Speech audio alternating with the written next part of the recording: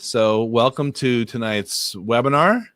This is a new webinar that we're doing here at Lockwood College Prep. I'm Andy Lockwood, and with me is Corey Winkoff, who's actually hosting from FLG for the Love of the Game Lacrosse. Hey, Corey.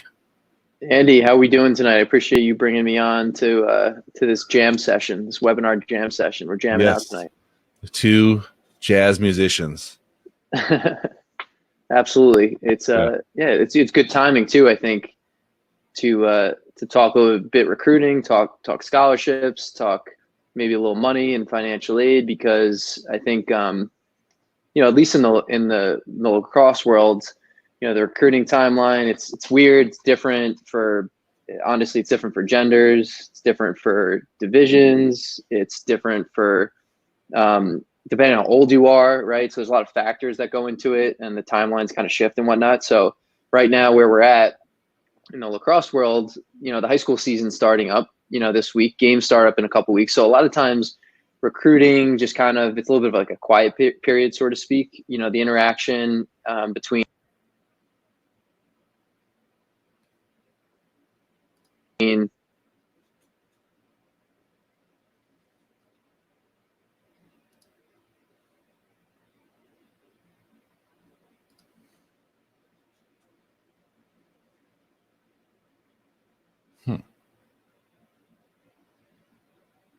So wait, sorry to interrupt you. I can't actually, the sound just cut out, which is always fun. If you guys can see and hear us, say hi in chat, let us know. Corey, I don't know if it's just me who can't hear you or the other guys. I'm going to ask, well, let me just see what's happening in chat. Can you log out and just log back in? I see Noreen there. Yeah, Heather says can't hear Corey. Okay, so yeah, Corey, can you log out and log back in?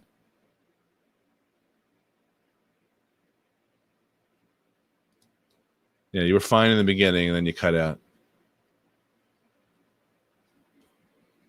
You know how to do that? I'm going to boot you out, then you log back in, okay?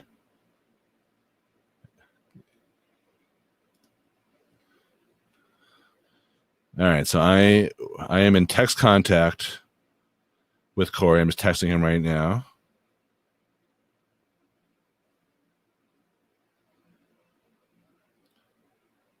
This is always fun. These webinars are fun. All right, Rob Ward. Okay, yeah, I just asked Corey to log back in. So he'll come back momentarily. Hi, Michael. All right, good. So yeah, Corey is on his way back. So this is sort of a joint effort here. Corey is not only program director at FLG Lacrosse, which is the one of the best lacrosse club programs in the country here in Long Island, but he also is a former player at an Ivy League institution.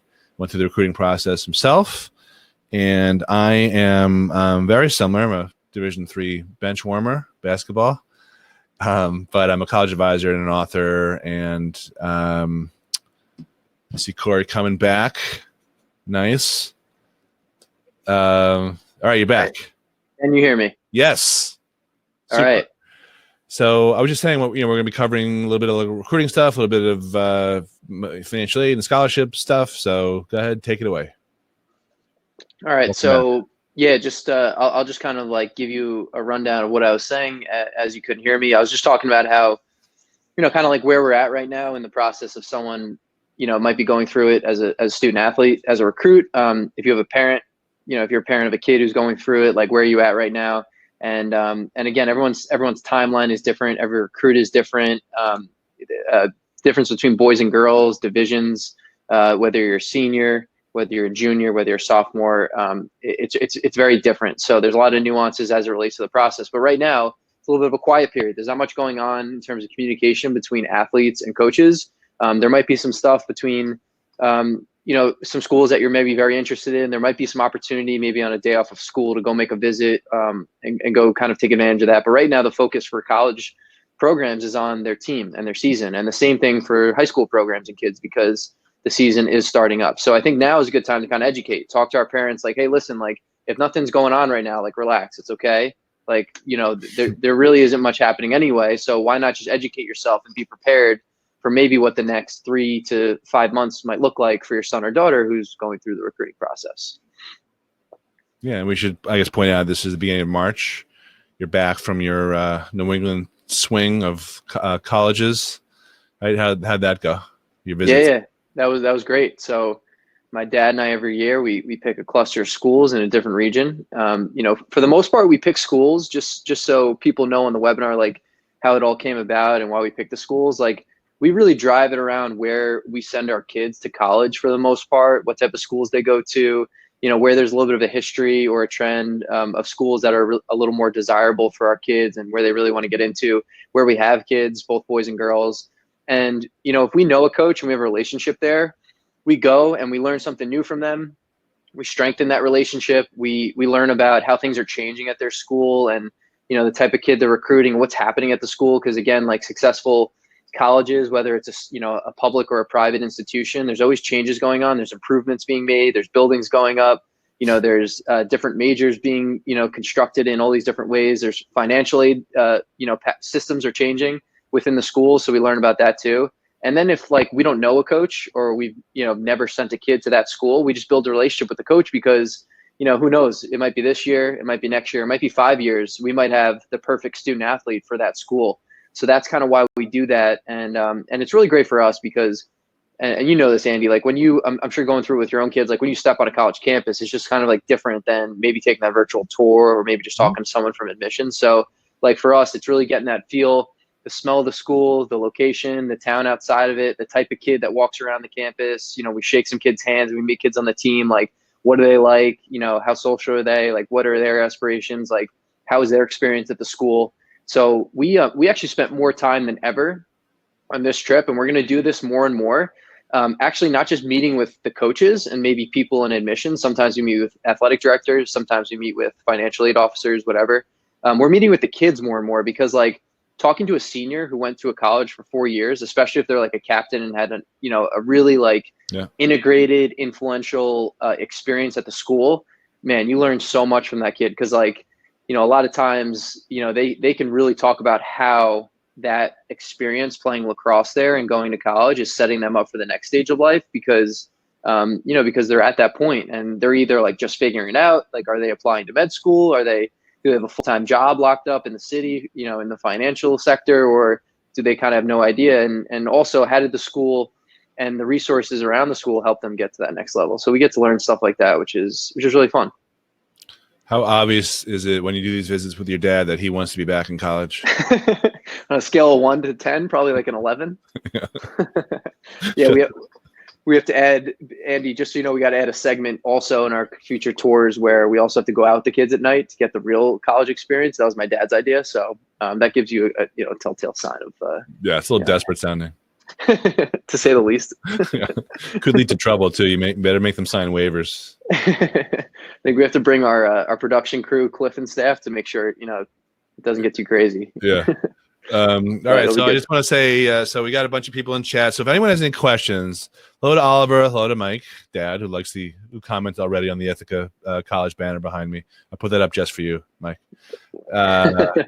Rob, Ward, Noreen, Ann, Mark, Heather. Any of you guys, fire away your questions. We're gonna sort of let Corey, lead the discussion here and ask any questions to me about financial aid, and we'll talk about recruiting. That's more of Corey's thing. And we'll be on for about a half hour or so. And whatever you need to know, just ask us. Don't be shy. Yeah. Stump the chumps. A couple topics, Andy, that you threw out there, which I like. To start, the truth about what college coaches really want in a recruit and how to prove that you have it. I can talk, and this kind of like falls in your ballpark. And parents might be surprised to hear this, but a lot of times it's not even like athletic driven. It's really more about like, hey, what are your grades? What are your scores? And like, how are you trending in high school? Like, are you trending down? Like, are you, getting A's and B's in your freshman and sophomore year? Are you getting C pluses and C's in your junior year?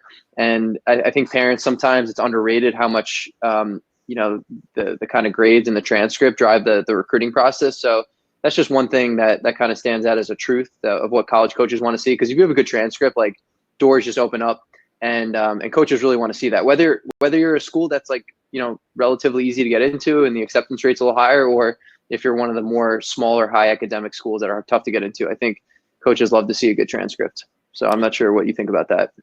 No, of course, 100%. I agree with everything you're saying. You know, I can't remember if we talked about this off the air or on the show we did couple weeks ago, but I was telling you about a client of mine who's like a big time sort of marketing person out in San Diego, and she did this project where she kind of extracted and turned into a product all the teachings of John Wooden, you know, the UCLA most winning basketball coach ever, the Wizard of Westwood. Did we talk about this before? I can't remember if we did. I think you might have mentioned off there when we met in the office. So he's he's real big on character. He coached Kareem Abdul-Jabbar back before he was Kareem, and Bill Walton and all these guys. And but they all talk about the life lessons he taught. So that was really what this project and this product that they made out of it was about. And part and parcel of the research was that Pam, my friend and my client, she had access to a poll of 100 and something Division I and other top college coaches in all sports. And they asked, you know, what to these coaches to list the most important factors that they consider when they're recruiting kids. And like you just said, it wasn't until, you know, maybe 6 or 7 or so on the depth chart where they started talking about skill and athletic ability and all that. Everything before that was character based, and that includes stuff that you can telegraph pretty easily in your, you know, in the body of work that you sum up on a college application. So it's grades, you know, it's a lot of your extracurricular, you know, activities, which a lot of athletes don't have time for much, but it's important, I think, to squeeze in stuff that demonstrates, you know, you're not all about you. You're about the community and what value you bring. And I think now, after these scandals, you know, that we had in the last, 11 months or so, I think character is so much more important than it ever was. I'm going around telling kids, I think character is like the new SAT. Mm-hmm. So all of those things, you know, perseverance, how do you respond to adversity if you get, you know, beat, you know, how do you hustle back, that type of stuff. That's more important than ability to play. Yeah, we can attest to that, because when we talk to college coaches on behalf of our FLG student athletes who we help through, you know, their process, coaches very rarely ask about their athletic abilities. They very rarely ask about what they see on the field and their skills. Like they see those things for themselves. They might ask if they've never seen a kid and he doesn't have a highlight video, but the questions are always geared around like character, work ethic, an underrated thing too. When you talk about truths of what college coaches really want to see, how competitive are you? I think like coaches that are successful in college have kids who, it doesn't matter if you're playing like pickup basketball, it doesn't matter if you're trying to compete against the kids to your left or right on a sociology test, or if you're trying to, you know, pick up a ground ball, like the desire to like just compete and just kind of like win at what you're doing, I think is super underrated, that all college coaches would agree like are super important. And I think that's why we call our kids studleets, because it's like you're integrating things like being a student and being an athlete and understanding that like the competitiveness that you bring to all areas of life are actually super attractive and really help you in a recruiting process. And I think allow you to stand out. And a lot of times when I talk to coaches, that's something that they ask about their just compete level, which I think is it's undervalued and underrated. I remember this is not really off topic, but I remember reading a book. I think it was probably by Bill Russell. You know, I'm a Boston guy, I'm an asshole. I'm a big Celtics fan. And I think there's something about how they, before every team flew charter, you know, they took all commercial flights, and they used to bet on whose luggage was coming out first from the carousel. And they would be insanely competitive about that. You know? So, yeah. And this is, you know, this guy who won 11 out of 13 championships or something. Yeah. Yeah. And coaches love that. Like that's why we talked about it, because it stood out to him. He's like, oh, I love that my players just like are betting on this right now. Like, let's get them going. So I think, it's all good stuff. So another topic we talked about covering tonight, just to kind of like move our way down the itinerary, was just like the three or a couple of the bigger myths about the recruiting process. So one that stands out to me, and especially the time of the year, it's kind of interesting for parents to think about this. If they have a son or daughter who's maybe like a junior, let's say in high school, and like hasn't committed to like their dream school and kind of maybe expected to at this point, understand that whatever your dream school is, and it really doesn't matter which one it is. For one, they still have spots and they're still recruiting kids because a lot of times parents talk to other maybe families who have kids who get recruited, or maybe say things that they're not even, they don't even really know what they're saying, and say that, coaches are done and they're no longer recruiting kids. Usually that's not true 99% of the time. And also it's not too late. So if you have a junior who's you have a son or daughter who's a junior in high school right now and you're not committed to that dream school, it's not too late, because you haven't even played varsity ball as a junior. You haven't proved much yet.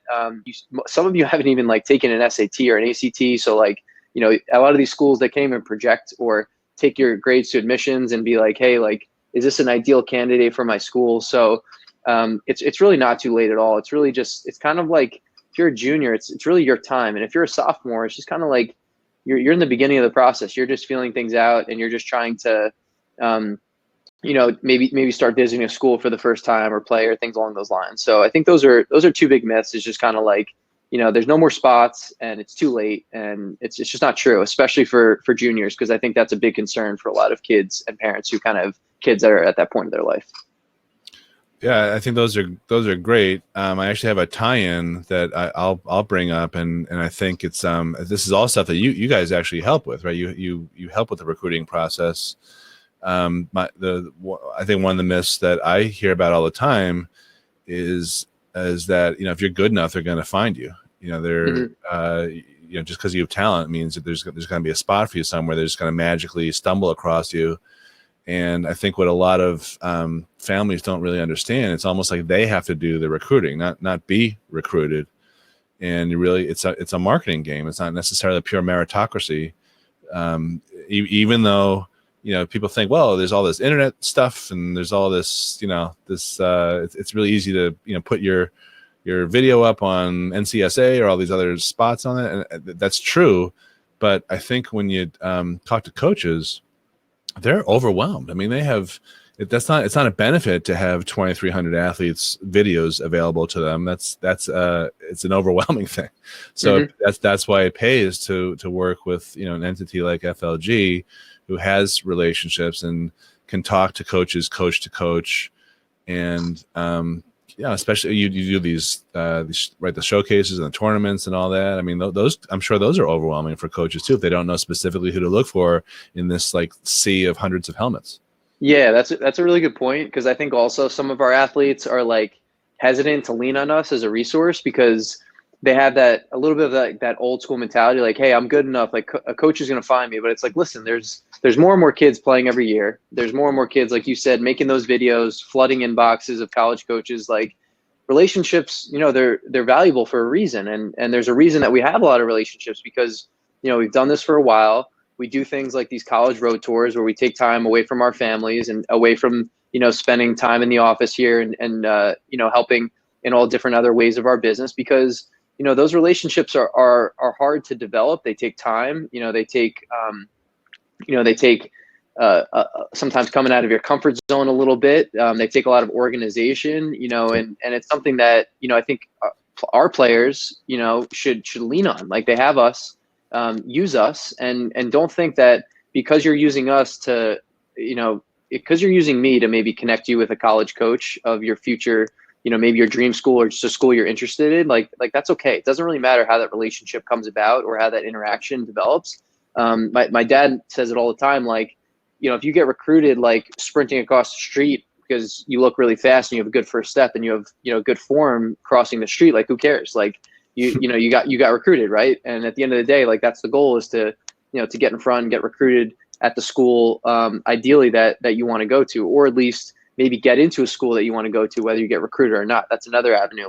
Sometimes we've had athletes who we've helped, just guide to a school that was ideally their favorite option, their best option, but they didn't get recruited to it. But at the end of the day, it worked out because they did the homework, they did the research, they did the legwork, and they found the right fit, and it ended up working out for them. So I agree.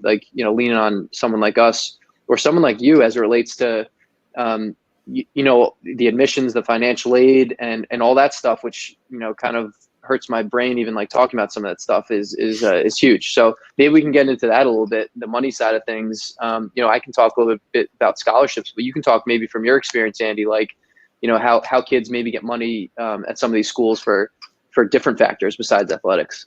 Yeah, well, I think that's important to consider when you're an athlete, because the fact of the matter is there's very few full rides in any sport, particularly lacrosse, other than men's Division I football and Division I basketball, which has 85 and 15 scholarships and a fully funded program, respectively.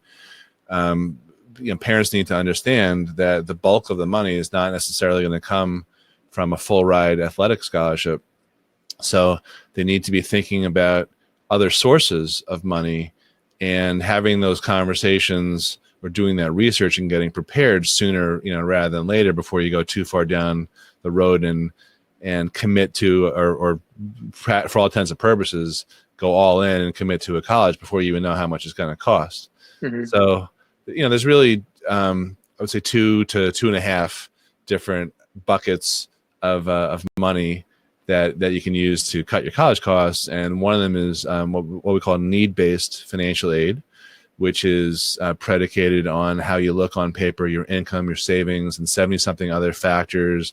I won't bore anyone with the calculations, but I do teach another class on that, which I actually have another one coming up this week that I'll be promoting to people on this list. But the short of it is they look at your resources in the government's opinion of what you have to be able to afford to pay for college, and there's a lot of flaws with it. So a lot of people, particularly ones on Long Island, where I imagine the bulk of tonight's audience is from, won't qualify for need-based aid, even though they feel like they don't have nearly enough saved for college.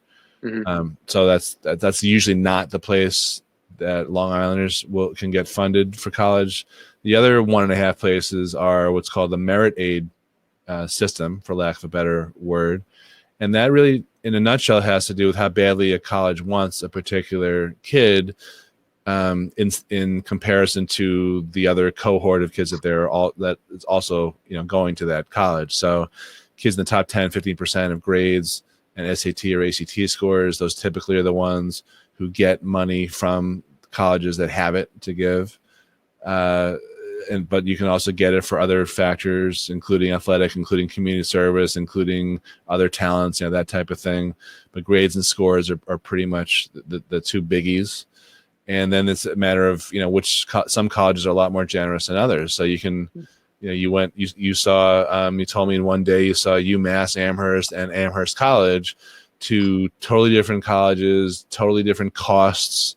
And Amherst College is, almost double, at least 30-40% the plus over the cost of UMass Amherst, but it's much more generous. So a lot of people who go to Amherst College actually will pay less than the full sticker price at UMass Amherst, just by way of example. So correct. Yeah.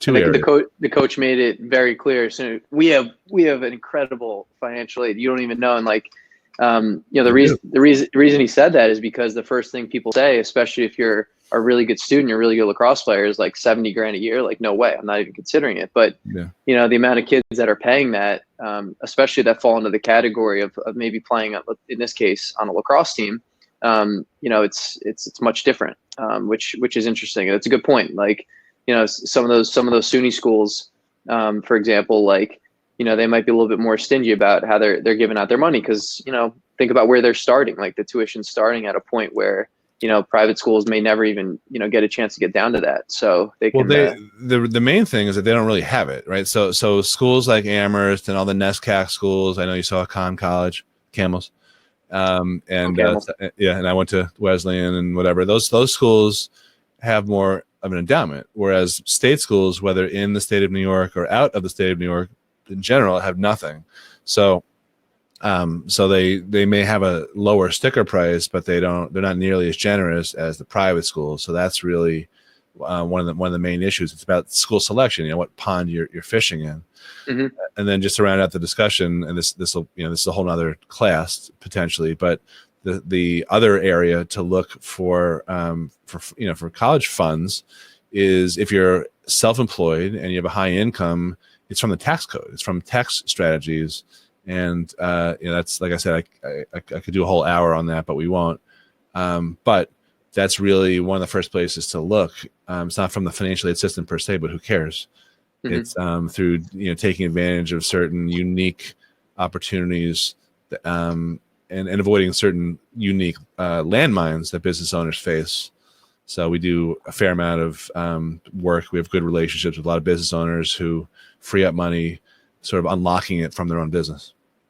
Would you say that's one of the ways that maybe like a comfortable or successful family who's who's earning a lot of money, they're doing well, ends up maybe getting aid that they didn't expect to get? Are there other factors too that maybe you deal with that parents can get money that maybe they didn't know they could get it? Like you mentioned, like an entrepreneur. Yeah, exactly. So part of it is what schools you're looking at that will discount you, and part of it is looking at strategies that most accountants don't suggest because they're more they're not really proactive, and they don't understand the interplay between the Department of Education, financial aid, Title IV rules versus the IRS Department of Treasury rules, and there's a whole lot of reasons. But yeah, we surprise a lot of people in a good way once we sit down with them. Gotcha. Yeah, I mean, I'm sure it's case by case, right? Everyone's different. Yep. What their earnings are different, their situation's different, the type of schools they're looking at for their kids are different. So right. You but can't really get. Yeah. No, what I was going to say was like when you and I, and for example, we can have more impact the earlier we get involved and help direct those choices about which schools to look at and what strategies to pursue. But yeah, it's case by case. We can't help everyone. We don't have a magic wand, that type of thing. Do you find most of the clients that you help, you're speaking on just kind of experience where you're like, hey, like I've been through this before. I've seen something like it. Here's a potential approach. Or do you find that like each and every year and every client you deal with, it's kind of like, oh, wow, I didn't realize this. This is new to me. If you can kind of just educate us on that, because it's something, kind of we go through the same thing for us. A lot of times we do speak on experience because, when you help so many people through it, you start to see trends a little bit. You start to see similar cases, and it really does help like kind of the next people in line. Not to say we don't see new situations arise and something we've never been confronted with, because that does happen. But for the most part, we do see kind of like trends and things repeating themselves in kids lacrosse recruiting processes. Yeah. So, I've been in this field about 20 years. Every time I say something like, well, I've seen it all, something else, surprises me. So, so I don't think I've seen it all, although, most of the time there's a few patterns that people fall into. So it's usually pretty easy for me to spot something. I'll give you an example of one that I didn't have. I had a client hire me.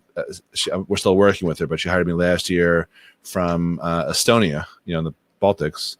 And she had some very specific questions about qualifying for aid, among other things, for non-U.S. citizens. And I had to brush off the rust and ultimately actually tap into a colleague of mine out in Seattle to come up with the list of schools that met her criteria that would also likely give her money too.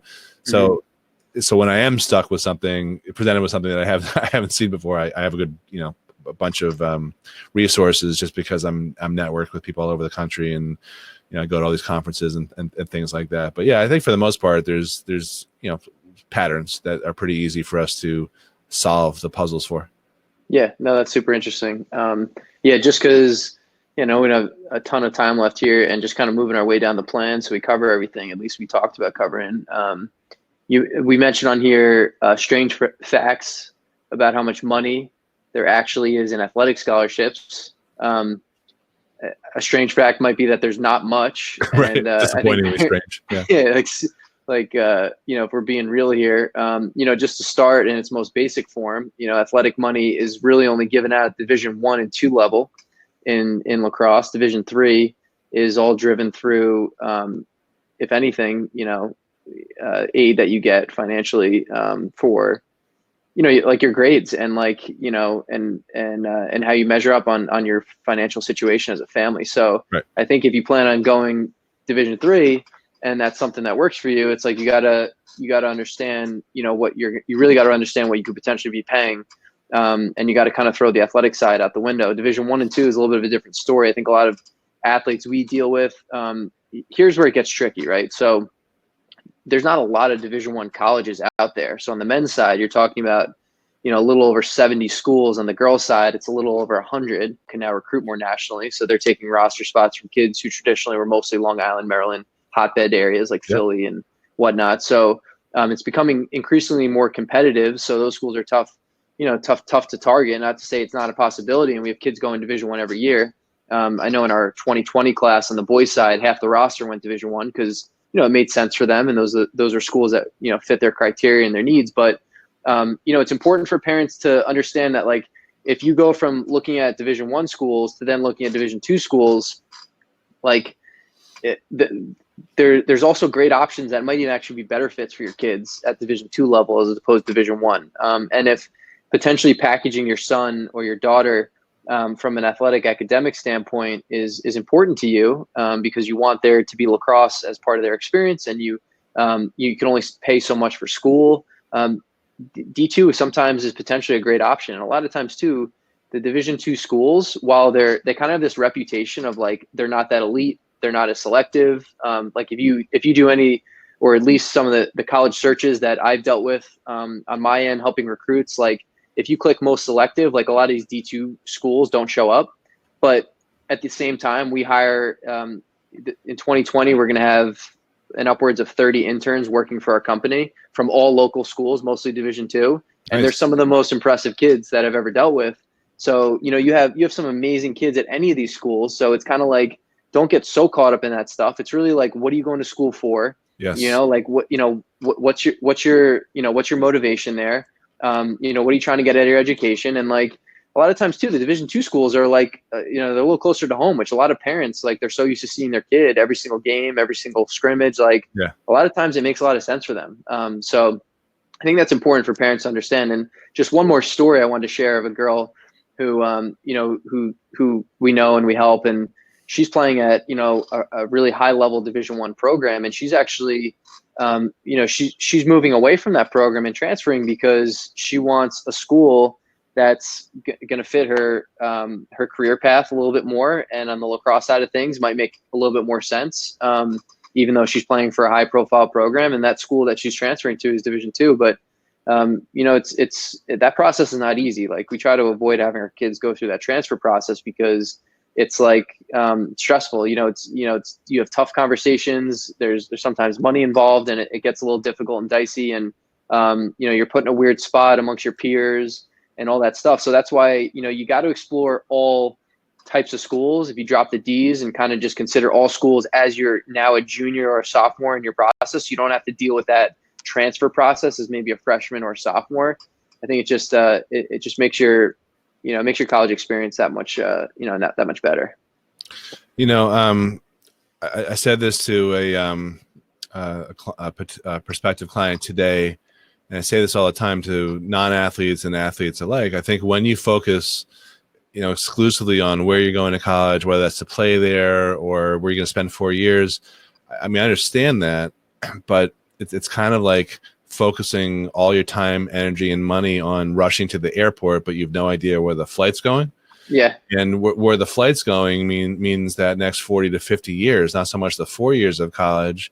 And if you want to go into finance or accounting or something, and you're a D1 caliber athlete, but you get an offer from Bentley College in Boston, who I think is D2 across the board for most of their sports, that's a much better option, for the 40 to 50 years of a kid's life, because they have the number one internship program in the country usually, when the rankings come out.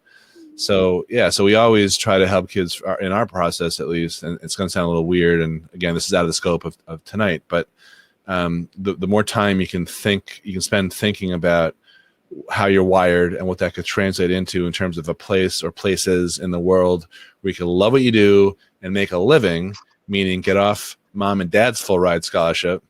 And that's, we have a process for that, and that's really where we start. And that cuts down, if not flat out eliminates, what you just described, situations where kids go to a school and they discover that they're in the wrong place. Mm-hmm. And they transfer. Without a doubt. Yeah. So we have, by the way, we have a lot. I didn't mean to interrupt. We have a lot of no worries. bunch of questions coming in too. So, so I want to make sure. So, if you have any questions for either Corey or for me, lob them in, mark them as a question. There's a little toggle thing, and then we'll get to them in a few minutes as we wrap up here. Cool. Yeah, I think maybe we'll take like 5 more minutes and then get to the questions, because I think it's good to answer those and provide some feedback on things that parents want to dive a little more into, because it's probably more personal to them, and that's something we want to help with. So one of the other things that just came to mind when you were talking about the money and stuff, I think one of the main reasons the kids that I know who play sport in college for is to help them get into a school that may not otherwise take them. They might be pretty strong academically, but not Amherst College strong without playing a sport. Or in your case, you played at Penn. In my case, I would not have gotten into Wesleyan had the coach not said, do you want to be one of my 5 guys? I applied to one school. So I think, but it opens doors, to colleges. It's not necessarily a money thing, although it can be, but it also gives opportunities that kids may not otherwise have, using their talents. Yeah, without a doubt. And how much it helps you in the admissions process depends on the school, and it depends on how bad the coach wants you. So, it's definitely it's case by case. So we've seen in the past coaches go literally historic lengths to get a kid into a school, where to the point where like there's people in the athletic department like, how did you get this kid in? And like, the kid ends up having like obviously an incredible career, because it was just, they rolled the dice, and you got a lot of guidance. This particular case got a lot of guidance through the school, and it ended up really working out on the ball field. And and he was, he made the most of his education. Did he get straight A's? No, but when when at the end of the day, he had a great 4 years, a great experience, and without a doubt got into the school because of his lacrosse stick. But I don't love banking on that, because there's just so many more doors that do open when the focus is on improving your grades. And again, it's not necessarily about the straight A's. It's about the trajectory of where your transcript is going, because in our experience, we've seen student athletes, get into schools, admissions, basically, say, hey, I'm going to give a pass on this kid because, while he did get a C in his freshman year, like I've seen only A's and A minuses in his junior year. He's got over 1,300 on his SAT. Clearly, something has changed, and there's been tremendous signs of improvement to show that this particular student athlete would be successful at our school. So I'm always leery about like saying how the lacrosse stick can kind of get you into the school, although it does happen. But the grades kind of still, again, it drives everything. So don't let it be. My context was not to put you on the spot, but like when I was playing basketball, I don't think my grades were pretty good. My scores probably higher than my grades, but I wasn't a pun intended slam dunk to get into Amherst, Williams, and Wesleyan. But I had my basketball coach, my high school coach, call around for me to those guys in Middlebury and Tufts and whatever, and he was able to make connections. And it was one of these things where I was probably on the fence at best, but being someone that the coach wanted helped me get in. So it wasn't like I was a C student. And I don't know. I mean, was your experience at Penn like that? Do you think you would have gotten to Penn without playing lacrosse? No, there's no way. Right. Yeah. But obviously, you were a good student in high school. You just weren't necessarily a valedictorian, right? Exactly, 100%. And that's a choice. Again, that everyone you're going to be. I think a lot of student athletes are going to be confronted with that. Like, hey, like you can probably get into this school that maybe you wouldn't get into without a lacrosse stick, but is that the right school for you? And I think it's very tempting a lot of times, especially in my case. Like, I had an opportunity to go to an Ivy League school. You had an opportunity to go to a NESCAC school. Like, those are prestigious conferences that a lot of kids really want to go to, because for a lot of great reasons. They're amazing. They're amazing places. Amazing kids go there, and like, some incredible professors, and there's so many good things about them. But again, is that the right fit for you? Like, is that really how much you want to pay for school? Like why are you going there? Like, what are you going to be studying there? Like, those are questions that kids have to constantly ask themselves, even if they have no idea what they want to do for a living, which is totally fine. Because if you don't ask those questions, you're going to end up going to a school that you might be a little bit over your head. You might be spending a little too much. You might be going down a path where you're like switching your major as a junior, and you're kind of like, you wasted 2.5 years of education that you paid for handsomely. So I think those are those are things just to kind of think of as you kind of move through it. Yeah, absolutely. And like I said, it's off topic, but the more we have a process for this, but the more time you think and you research, what careers and majors that lead to those careers are the types of things that you could be pursuing, as well as the types of things you should stay away from that would suck the energy out of you and where you can't get a job that pays the bills, the better off you'll be. So, focusing on, just getting to college, that's sort of a tactical thing. It's not like a high level principle type of thing. So anyway, so I see some good questions coming in here. So we will get to those. What else you got on your little list there, Corey? Let's see. Last one, you got some negotiation secrets, how to improve a financial aid offer by $30K after receiving your final award. Let's talk about what that means. Good. Yeah, we actually got some questions, a couple questions on those from Douglas, and three from Douglas. Okay. 2 of them are repeats. And then Heather's got one more about recruiting for you. And if anyone else has questions, bring them in. What I'm going to do right now, I'm actually going to, this is something that we decided to do.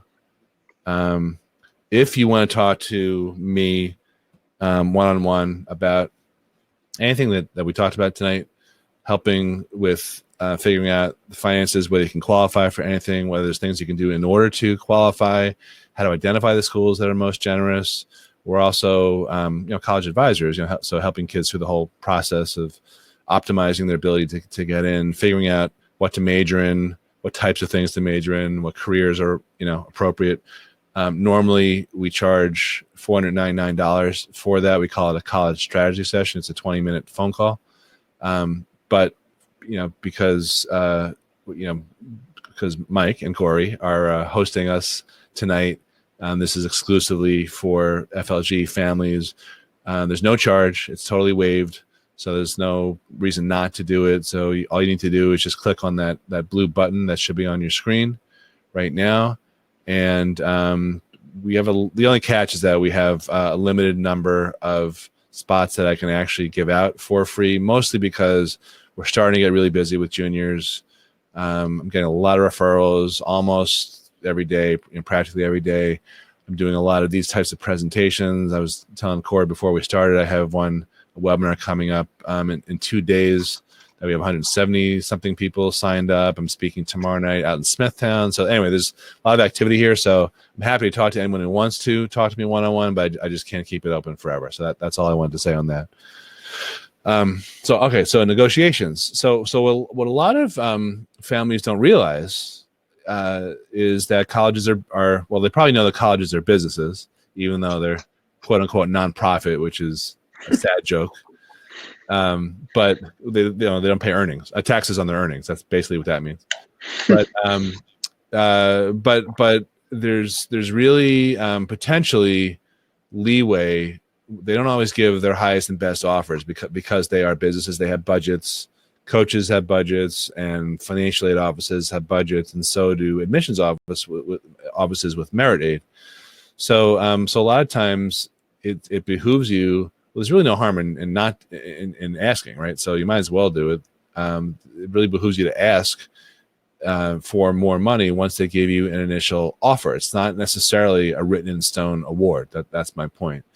And one of the best things, there's 3 different sort of categories of negotiations or appeals or requests for more money that most families fall into.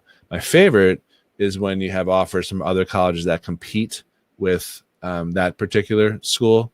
So, it could be another Ivy League institution if you're being recruited by an Ivy League school, or you were in passing through Connecticut, so Fairfield and Quinnipiac or compete with each other. So it is fair. You mentioned Scranton to me offline before. Scranton and Fairfield compete with each other, for the same type of kid.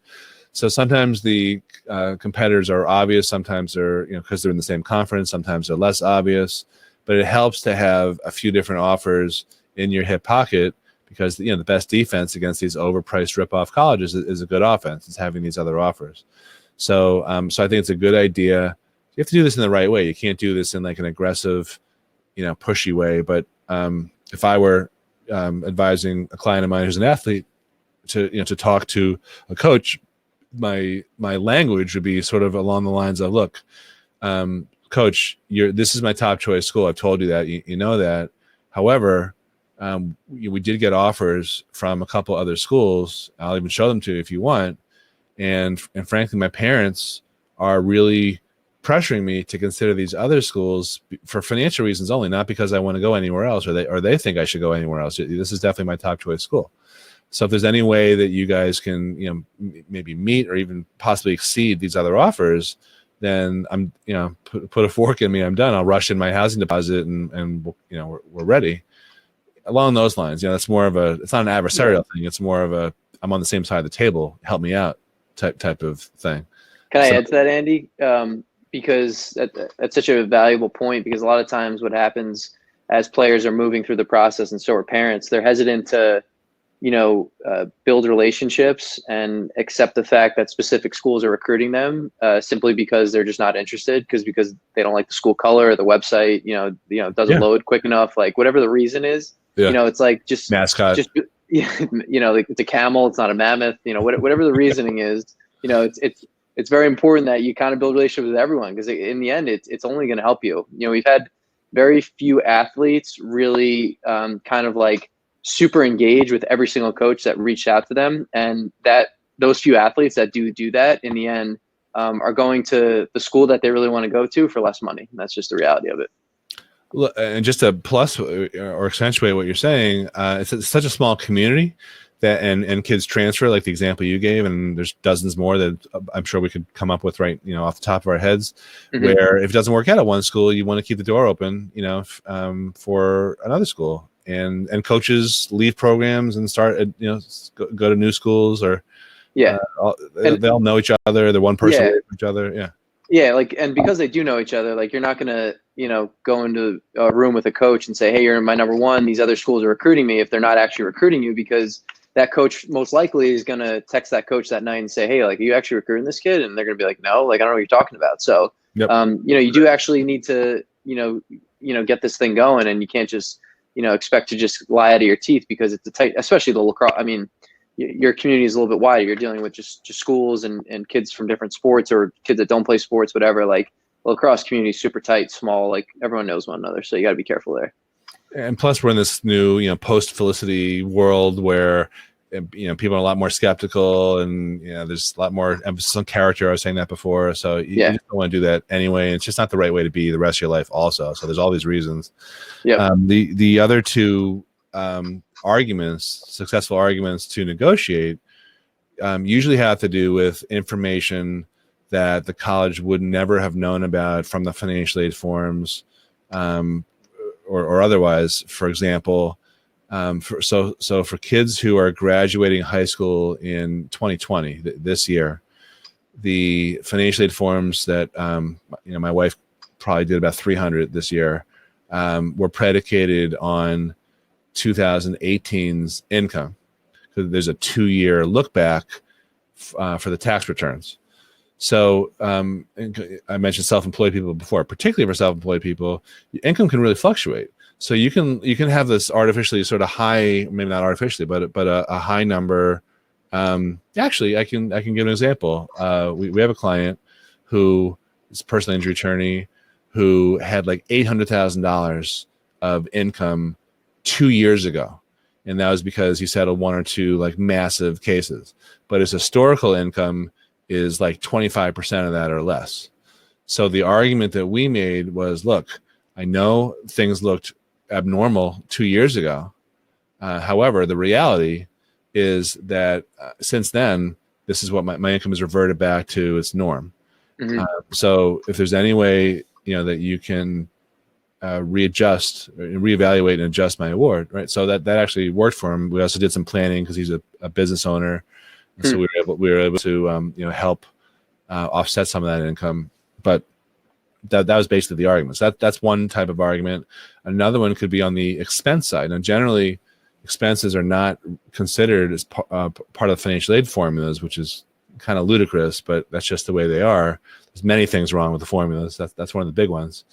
And it could be, the argument could be along the lines of, look, I know that my income is at a certain level, but what you don't know about is I have all these medical bills because I need medical treatments that weren't reimbursed are covered by my insurance, or I just support a family member, or I had these, I got divorced and I had this lawsuit and I paid all the lawyers hundreds of thousands of dollars. It decimated my savings, that type of stuff, like real severe, borderline cataclysmic stuff that doesn't go in the financial aid forms, but they do have a direct bearing on your ability to be able to pay for college. That's all stuff that can be negotiated or appealed or negotiated.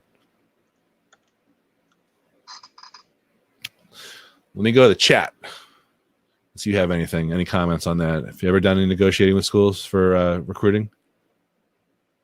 With coaches. Yeah. So yeah. Tell me about that. So we got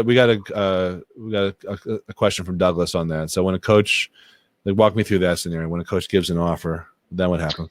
Yeah. Well, typically we try to guide our student athlete through the negotiation process, so that way they're directly dealing with the coaches. Because again, we're not always involved with every conversation and every interaction and every experience that our student athletes have with all the schools that are recruiting them. So to speak on their behalf is something that isn't super common. It's really more about us guiding the student athlete through maybe a negotiation process that they're having, especially when it comes down to like that crunch time. And what I mean by crunch time is there's a couple schools that are maybe going after a recruit, pretty heavily. They're creating timelines because they're trying to maybe fill up a specific position in a certain class. That recruit that we're dealing with really wants to go to maybe one or a couple of those schools. The pressure's kind of heating up, the timeline shortening. A decision for the most part, wants to be made on behalf of the athlete and then also the school.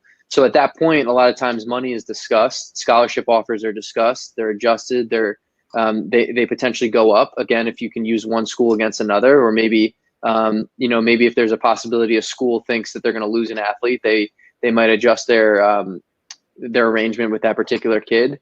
And a lot of times, that conversation, those tough conversations happen between the player, one of their parents or both their parents, and then the coach.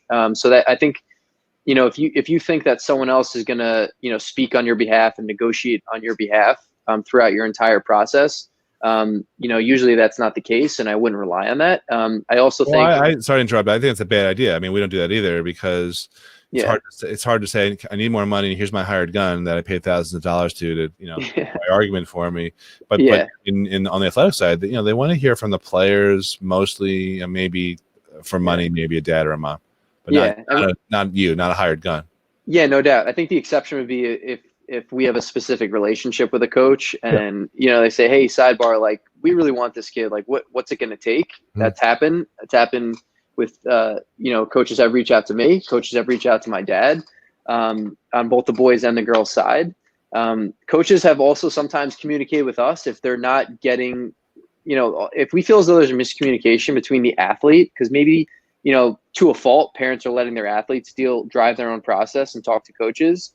And there's a miscommunication there because, maybe they're just leaving details out. They're just being a young adolescent and, maybe aren't as savvy and experienced about what they should be communicating. Sometimes we step in and be like, hey, hold on here. Like, this is what the athlete's telling us. This is what you're telling us. We feel as though there's a disconnect. Like, let's bridge the gap here a little bit and talk about, what's going on. It's not always financial driven. Sometimes it's like, hey, like the student athlete said that, or you're thinking the student athlete wants to be in nursing college. She never said that. She talked about possibly getting, studying biology and maybe going to nursing school after she graduated. Like there's a big difference there. Or she doesn't even know if she wants to be a nurse. Like she just likes the sciences, the health science field, and might want to consider something along those lines. So like that's kind of sometimes when we step in when there's a good relationship there, there's a miscommunication there, or if a coach really wants an athlete and is like, hey, hey, like we're tight, we have a good relationship, like what's it going to take here to get this kid in? So that's kind of how our process typically goes. All right, that is good to know. Let me go through some of these questions. You're walking around. You're not leaving, are you? No, come on. I wouldn't leave on you like that, Andy. I've got some questions. All right. So Heather wants to know, please discuss whether you've seen any differences in recruiting this year versus previous years. Any more offers rescinded? Is it happening later or earlier or same as usual? What have you noticed on your end? Yeah, so the timeline is definitely shifted. It's later. The process is definitely later. I think with now college coaches, they can have conversations, text, phone. They can set up meetings a lot easier, more directly. When kids are now going into their junior year, early part of their junior year. So that it wasn't like that up until basically this recruiting class, the 2021s, as we call them, who are 2021 high school graduates, are now kind of like that first class where they're going through it. It's been so much better because the process has been pushed back and it's later. It's still too early, in my opinion. Like there are a lot of kids who have committed to college, boys and girls, Long Island specifically, who haven't even played or started maybe for their varsity team. They've never played lacrosse as a junior and shown that they can dominate a game as an upperclassman, as you call them, or for both the boys and the girls, which I think is pretty absurd. Like, how do you project a kid if they've never played in a clutch situation or taken over a game as an upperclassman? And it's just like, it's mind blowing that they're making decisions not just on the athletic front, but maybe on the academic career trajectory path. When they haven't even taken a standardized test or been to a career fair at their high school. And anyway, it's still too early. So things have been pushed back, which is great. Thanks to be honest, the IWLCA, which is the association around all the collegiate women's college coaches. They took a stand before the men did, and they started it on the girls' side, and now it's on the boys' side. So it's been so much better, and I think we're having more educated and more realistic conversations with kids while they're a little bit more mature talking about college because it's been pushed back. So that's definitely been interesting for sure. Girls are just more mature anyway, so they had a double head start there. In every way. Yeah. All right. So last call for questions here. I'm going to answer this. I'm going to repeat this, republish this from Mark to Corey. What should a player be doing during freshman and sophomore years of high school if they're looking to get recruited? Yeah, just get better. I mean, if you want to get recruited one day, which is usually in your junior and your senior year, that's usually how the process works for some athletes going into their junior year that summer. Even there's some prospect days going on right now where coaches are starting to build lists and track kids. It's a small percentage. And again, you're just getting on a list. The coach is still going to track you. Like, you just got to focus on getting better in every way, on the field and specifically in the classroom. Build a well-rounded, we'll call it academic profile. One day you're going to want to build a well-rounded athletic profile. And what I mean by that is what's your involvement in your school? What are your extracurriculars? How are you preparing to do well on tests? What type of classes are you taking and why are you taking those classes? How well are you doing in them? That's your academic profile. So eventually, as you build that nice resume of all these great things that you've done and you've accomplished, that's going to really set you up to get recruited when you're a junior and senior. Athletically, building an athletic profile means, again, you have that transcript because that drives everything. So that's just part of it. And then, you have reliable people that you can lean on for advice or to build relationships, someone like ourselves. You also have video is huge because you talked about all these athletes playing and these coaches getting barraged with emails. But if you have a really good highlight video of your game, and then if you have a couple of them to show the growth in your game on the field, that's going to really set you up for success as a recruit and help you get recruited because now you can get yourselves recruited 24/7, 365 days a year. You can sit back on your computer at 11 o'clock at night at any time of the year. It could be the dead of winter when there's nothing going on. There's no events. There's no recruiting. College coaches are just sitting on their laptops, and you can send your video out and get a like and get a view and get interaction or maybe even a reply to any college coach in the country. And we work with a platform called Sports Recruits. It's included for every single FLG athlete.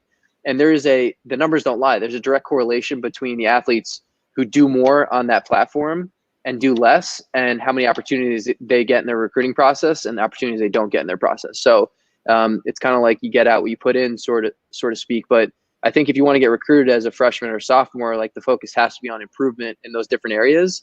And something I didn't mention earlier, and it was in the category of the bigger myths about the recruiting process. One of the bigger myths that my dad and I have noticed going through this is, what your neighbor is saying is the truth.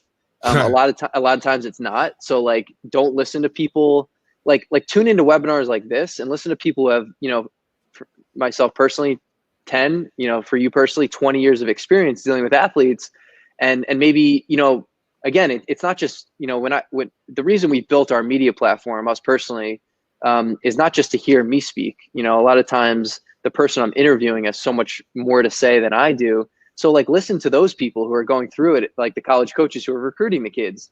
Listen to someone like yourself who's consulting the kids. Like listen to high school coaches who we interview who are helping the kids. Like there are a lot of resources that you can now listen to, and we're trying to create more and more of those resources, and kind of organize them through our media platform. Like listen to those people to help yourself through the process and help yourself get recruited. Like, don't just listen to the someone who basically has maybe helped one kid through it, their own kid, and they only have kind of like one lens. Like you can hear them out. Sometimes they have good insight. But you got to be careful. Like we have some moms and dads in our program where I know when I get on the phone with them, I'm going to probably learn something new, because they're very diligent and open-minded, and they do a lot of research with their own kid through their process. So like, if they just visited 4 or 5 schools and I had never been to one of those schools, and I always listen to what those parents have to say, because I might learn something. There's definitely parents out there that are like that, but there's also a lot of parents that aren't, because I can always tell when I get on the phone with the mom or dad who's just like echoing something they heard, and like it's not their own personal experience, just like, oh, this guy said that or that. It's like that's just a waste of time, in my opinion, having that conversation. So hopefully that answered his question here. I can't say this really that gently, but there's a lot of parents who they're sort of justifying their own actions or living their own. Sure, no one on this presentation, but living their own frustrated athletic dreams out through the kids, or being a little competitive themselves, and sort of jockeying or trying to intimidate. By I see this all the time. Like, oh, you haven't visited any schools yet? We visited 30. Like, oh, that means you're going to get in 30 more schools. I mean, it doesn't mean anything, right? But so you have to also be very along the lines of what you just said, what Corey just said. Be careful who you listen to. Yeah. Also be careful what their agenda might be. We're talking because we really don't have an agenda. Of course, we're promoting our businesses a little bit, but we're just trying to educate and answer questions we know a lot of people have or should have. Mm-hmm. And that's really it. And it's just based on our experiences. But I listen to my parents too. Most of my parents are kind of the way you described. They're very diligent and thoughtful and do research. I learn something all the time from them. But just because I believe a certain thing, my truth and your truth, that doesn't mean that there aren't other truths out there also. So you just have to take it all in and make your own decisions. Yeah, without a doubt. So I think we tackled most of the questions here, right, Andy? Yeah, I think we should wrap up. This was great. Right. So most of the people, I guess, already know how to get in touch with you, but give me your email, and I'll just post it right here so people can get in touch with you. Yeah, that'd be great. My email is C, and then my last name Winkoff, WINKOFF, as in Frank, and that's at flglacrosse.com. And then, if any FLG families are on tonight, and they might have, maybe a friend who, is kind of in a similar boat that they're in, and, might be considering, learning from us, getting involved in our program and things along those lines, like pass the message along. Because, it's important that our families do understand when it comes to recruiting, like the number one priority is definitely taking care of the kids in our program and helping them through it. Because, it's also why we created our program and designed it in a way where we don't have thousands of kids in it. We just don't have the manpower to help that many kids. But, we do have, we have a realistic number of kids who we can help through the process and do everything we can to kind of connect them and guide them. So I think for us, while, we're looking to grow our own businesses and attract more like-minded people, the priority is the people that are in our program. So if people want to get, the expertise and the experience and the and the time and the attention, it's really, the key for them is to be a part of what we do and be a part of our organization. I'm sure it's the same for you too. And that's how it should be, because parents are paying and spending a lot of time and money, like, helping their kids through the process. And I want to take care of those people first. And there's little nuggets of wisdom we can share with everyone in the world, but at the end of the day, like, that's our priority. So, it's important that our families understand that. Good. All right. So if you don't have Corey's info, I just posted it right here. If you have any questions about lacrosse stuff, you also work with, helping kids get recruited, even who aren't technically in your program, right?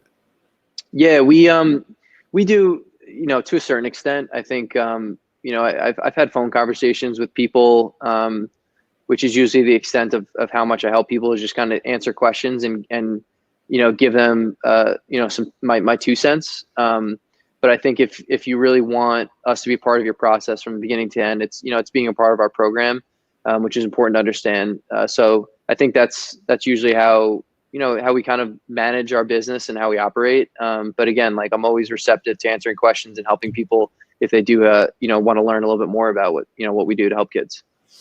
All right, and I would just second that from my standpoint. If you want to explore potentially having a working relationship together to help you with financial aid, scholarships, college advising, the blue button should still be, I think, on our screen to schedule something with me. Let me just make sure it's up there. Yeah, it says yes, sign me up.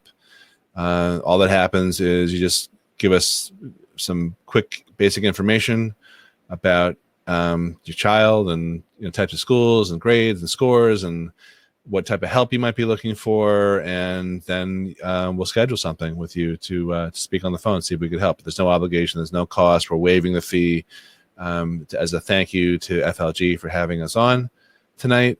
I think this was fun as always, just as fun as the last one. I think you gave a lot of great information, so I appreciate this. Appreciate being on with you.